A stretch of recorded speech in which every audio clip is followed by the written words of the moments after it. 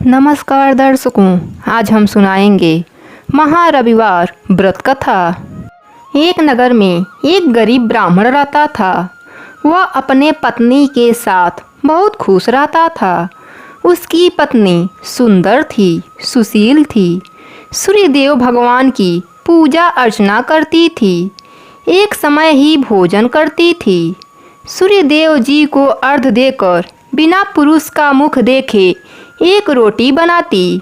उस रोटी को सूर्यदेव को भोग लगाकर वह रोटी स्वयं खा लेती थी। अपने पति के लिए दूसरी रोटी बनाकर खिलाती थी। कुछ दिनों बाद उसके घर में एक पुत्री का जन्म हुआ।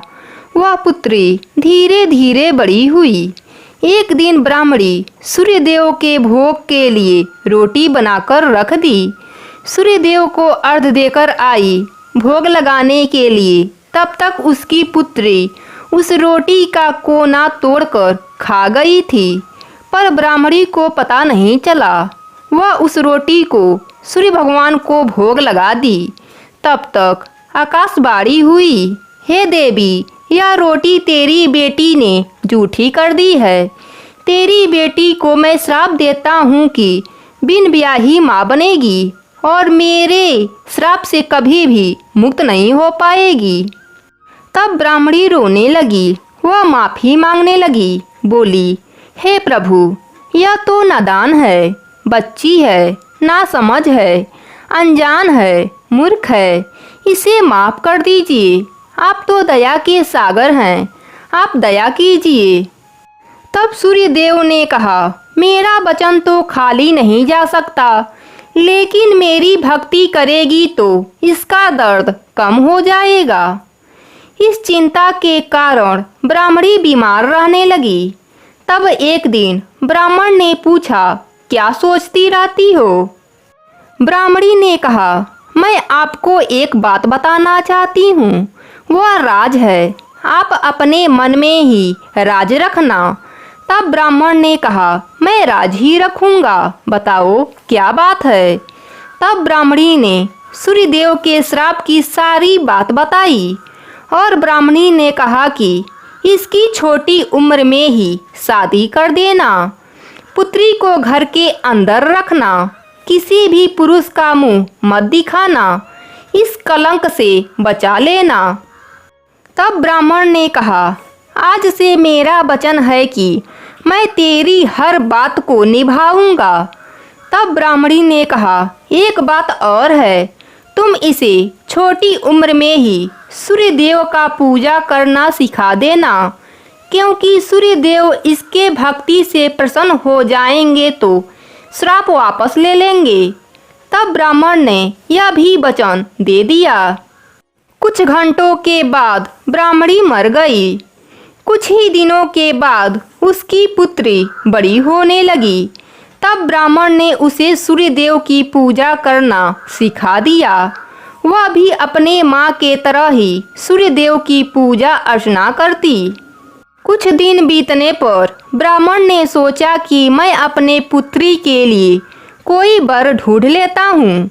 अपने पुत्री से कहा कि इस कुटिया से बाहर मत निकलना। इतना कहकर ब्राह्मण वर की तलाश में निकल गया। ब्राह्मण की पुत्री अपने पिता के आज्ञा का पालन करती, किसी भी पर पुरुष का मुंह नहीं देखती। इधर राजा का बेटा जंगल में भटक गया और रास्ता भटकता हुआ गहरे जंगल में आ पहुंचा। राजा के लड़के के पीछे जंगली पशु पड़ गए। वह अपनी जान बचाने के लिए रास्ता भटकता भटकता उसी झोपड़ी के पास आ गया।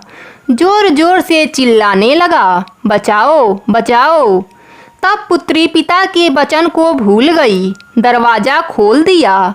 उसने देखा बहुत सुंदर राजकुमार बाहर खड़ा है। वह देखती ही रह गई। तब तक राजा का बेटा कुटिया के अंदर आकर दरवाज़ा लगा दिया। ब्राह्मण की बेटी ने कहा, तुम अंदर नहीं आ सकते हो, मैं पुरुष का मुंह नहीं देखती।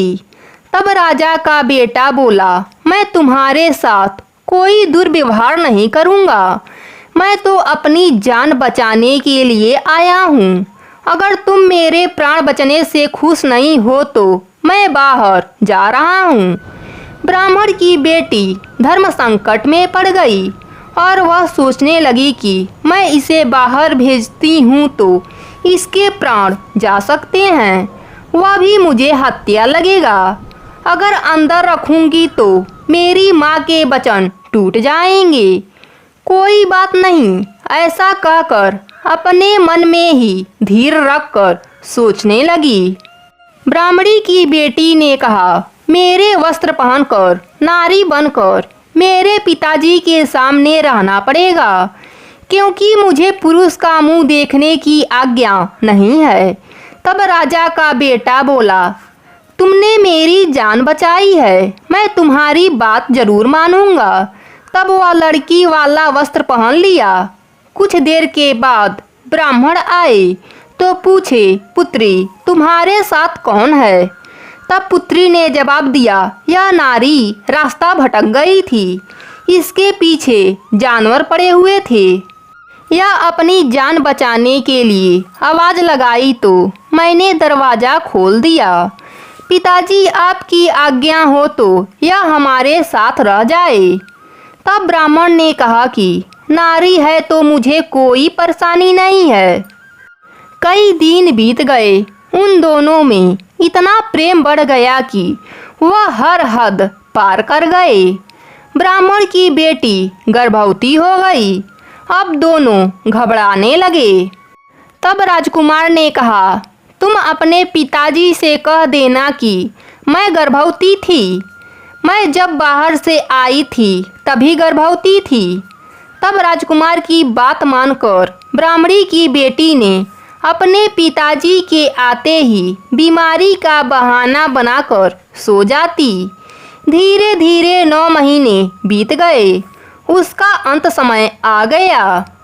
तब ब्राह्मण की बेटी अंदर से आवाज़ लगाकर बोली, इसकी अंतिम समय है, पिताजी आप दाई माँ को बुला दीजिए। तब ब्राह्मण ने दाई को बुलाकर लाया। तब दाई ने अंदर आकर देखा तो ब्राह्मण की बेटी गर्भवती थी, उसका बच्चा होने वाला था। तब राजा के बेटे ने सारी बात बताई और कहा, अगर तुम किसी से कुछ नहीं बताओगी तो मैं तुम्हारा घर मोहरों से भर दूंगा। दाई ने राजा के बेटे के कहे अनुसार ही किया। बाहर जाकर किसी को कुछ नहीं बताया। धीरे धीरे उनका बेटा बड़ा होने लगा।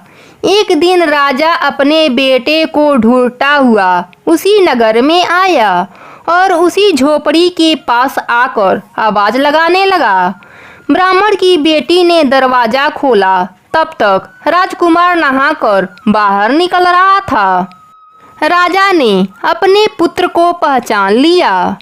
राजकुमार ने अपने पिताजी से सारी बात बताई, पर राजा ने कोई भी बात नहीं मानी और अपने पुत्र के साथ राज वापिस आ गए। और यहाँ ब्राह्मण की बेटी अपने भाग्य को कोसती रही। ना खाना खाती, ना पानी पीती, दिन भर सूर्य भगवान को जपती रहती, अपने शरीर को त्यागती रहती। एक दिन सूर्य भगवान उसकी भक्ति से प्रसन्न हो गए और प्रकट होकर कहा, हे देवी, तुम क्यों घबराती हो? मैं तुम्हारी भक्ति से प्रसन्न हूँ। अब तुम्हारे दुख के दिन समाप्त हो जाएंगे। उधर राजा के घर में अन्य धन सब समाप्त हो गया। राजा रोड पर आ गया। एक दिन राजा के सपने में सूर्य देव ने कहा, तुम्हारा अन्य धन मैंने नष्ट कर दिया है। यह सब मेरे क्रोध के कारण हुआ है। तुमने ब्राह्मण की बेटी के साथ अन्याय किया है। राजा ने सूर्य भगवान से क्षमा मांगने लगे और सब पहले जैसा होने का उपाय पूछा। तब सूर्य देव ने बताया कि अगर तुम ब्राह्मण की बेटी को ब्याह कर लाओगे और उसके बच्चे को उत्तराधिकारी बनाओगे तो तुम्हारा राज्य पहले जैसा हो जाएगा। राजा की आंख खुली तो वह पश्चाताप करने लगा अपने पुत्र से बोला, बारात की तैयारी कर लो, चलो ब्राह्मण के घर चलते हैं तुम्हारे पत्नी को लाने। बेटा खुश हो गया।